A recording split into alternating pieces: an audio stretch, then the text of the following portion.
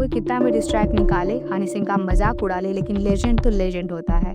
जो क्रेज हनी सिंह ने लोगों के दिल में जगा दी है, उसे शांत कर पाना बाकी सभी रैपर्स के बस की बात नहीं। 7-8 साल इंडस्ट्री से गायब रहने के बाद एक स्पेस खाली थी, तब भी बादशाह रफ्तार ने अपनी जगह नहीं बना पाई। जब मुकाबला एक तरफा था तो जीत ही नहीं पाए, तो अब हनी सिंह के प्रेजेंस में क्या ही कर लेंगे।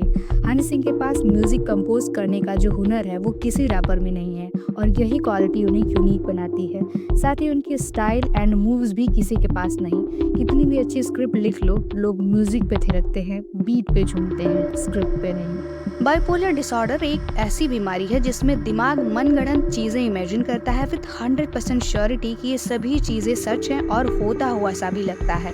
अब भरोसा करना बंद कर देते हैं और ये सिलसिला हनी पाजी 6 साल तक झेलते हैं। उन्हें लोगों से, भीड़ से, आवाज से डर लगने लगा। इसकी शुरुआत तब हुई जब वो एक कॉन्सर्ट पे थे और अचानक उन्हें लगा कि भीड़ के कुछ लोग उन्हें मार देंगे। फिर वो कॉन्सर्ट बीच में ही छोड़ के चले गए। इसका कारण उन्होंने हशीश, जो कि चरस गांजे से भी ज्यादा नशीला होता है, उसे बताया और लोगों से अपील की कि नशे में कभी ना पड़े, इससे सिर्फ जिंदगी बर्बाद होती है जैसे मैंने कर ली।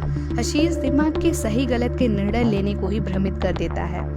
हशीश का उनके ऊपर इतना गहरा प्रभाव था कि वो अपने परिवार वालों को भी नहीं पहचान रहे थे।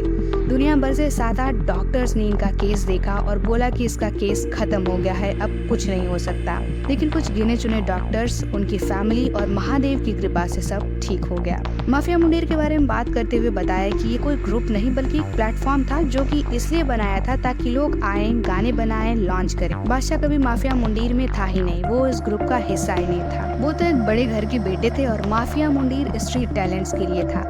बादशाह और उनके पापा साथ आए थे कि मैं एक अंग्रेजी एल्बम बनाऊं, जिसके लिए बादशाह ने 10 लाख पैसे भी दिए थे, ऐसा बादशाह का कहना है। लेकिन हनी सिंह नहीं मानते हैं कि उन्हें पैसे दिए गए थे।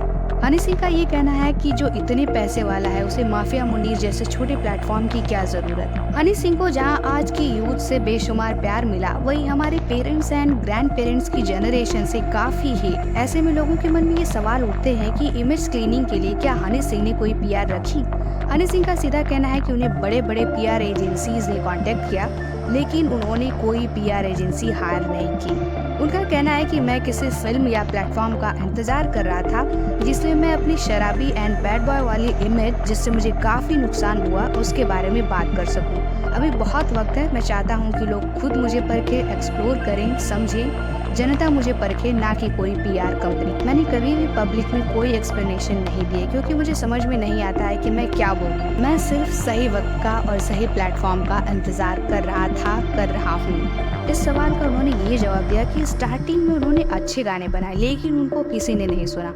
भगत सिंह पे बनाया, किसी ने नहीं सुना। उन्हें बड़ा नुकसान हुआ इन सभी गानों से, और फिर उन्होंने डिसाइड किया कि वो इस तरीके के धार्मिक और पवित्र गाने नहीं बनाएंगे और ऐसे ही बैड बॉय वाले गाने बनाएंगे। लॉरेंस के यहाँ से पैसे के लिए धमकी आई, एक फोन कॉल आया था, पुलिस स्टेशन गए, वहाँ कॉल रिकॉर्डिंग गोल्डी ब्राइड की थी। उसके बाद उन्हें सिक्योरिटी दी गई। उस समय वो केवल जिम जाते, फिर घर और घर से स्टूडियो, इतने में ही लाइफ कैद हो गई थी उनकी। लुंगी डांस, जो कि हनी सिंह का काफी पॉपुलर गाना रहा है, लेकिन लुंगी डांस गाने को एसआरके ने पहले रिजेक्ट कर दिया था। वो बोले समझ में नहीं आ रहा, ये किस तरीके का गाना है, ये चलेगा ही नहीं। फिर हनी सिंह ने वो गाना खुद ही शूट करने का सोचा और 200 बच्चों को लुंगी पहनाकर डांस कराने का प्लान किया। ये बात जब रोहित शेट्टी एंड एसआरके को पता चली तो उन लोगों ने कहा चलो ठीक है, हम ले ही लेते हैं, और बाकी का तो आप जानते हैं कि लुंगी डांस कितना हिट हुआ, जहाँ दीपिका एंड एसआरके की गजब केमिस्ट्री भी हमें देखने को मिली। एक विवाद उठा था कि एसआरके ने हनी सिंह को थप्पड़ मार दिया है। इस पर जवाब देते हुए हनी सिंह ने बोला कि ऐसा कुछ भी नहीं हुआ है।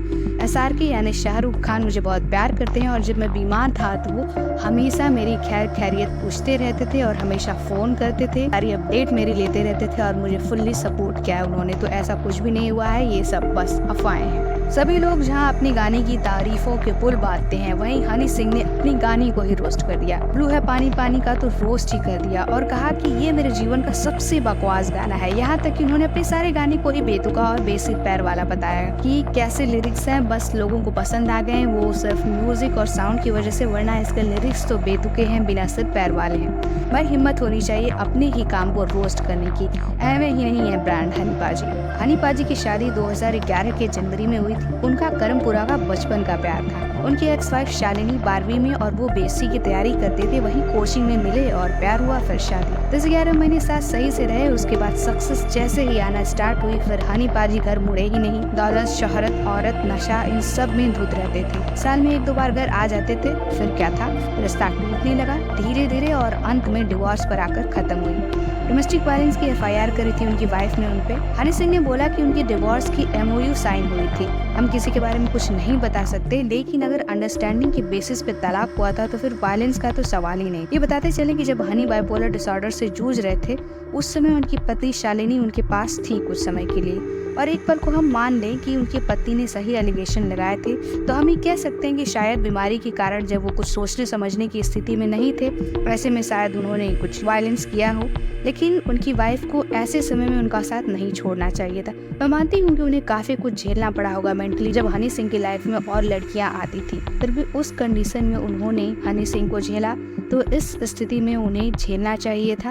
और हो सकता है कि हनी सिंह चेंज हो सकते थे। जो नास्तिक से आस्तिक हो सकता है, तो वो क्या किसी के प्यार में सुधर नहीं सकता, और वो आपसे पहले से ही कितना प्यार करते थे। हनी सिंह के अकॉर्डिंग ये उनके खिलाफ साजिश है। उनके बैड बॉय इमेज का सहारा लेकर उन्हें डाउन करने की कोशिश थी, जो कि उनसे जलने वालों ने मीडिया की मदद से की। उनका बलात्कार पर कोई गाना नहीं। जब ये बातें सामने आने लगी तो एफआईआर भी हुई उनके खिलाफ, जो उन्होंने पुलिस स्टेशन जाकर क्लियर भी की। हालांकि उनकी कोई पीआर कंपनी नहीं थी, इसलिए उन्होंने अपनी बात पब्लिक डोमेन में नहीं रखी। यहाँ तक कि वर्ल्ड न्यूज में भी ये बातें फैल गई कि हनी सिंह बलात्कार पे गाना गाते हैं। तकरीबन 1.5 साल बाद एक न्यूज चैनल पर हनी सिंह ने जाकर क्लियर भी किया, वहाँ भी जाकर क्लियर किया कि ये सब डिफेम करने का तरीका है, बस मैंने ऐसा कोई गाना नहीं गाया है। शादी की बात करते हुए हनी सिंह का ये कहना है कि उनकी शादी हो चुकी है, अब वो शादी नहीं करना चाहते।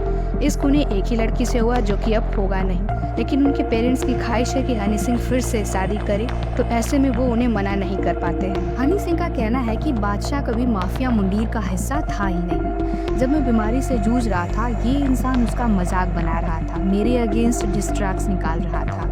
मैं बादशाह के साथ कभी काम नहीं कर सकता। अब अगर मौका मिला तो रफ्तार, इक्का, लिल गुरु के साथ काम करूंगा।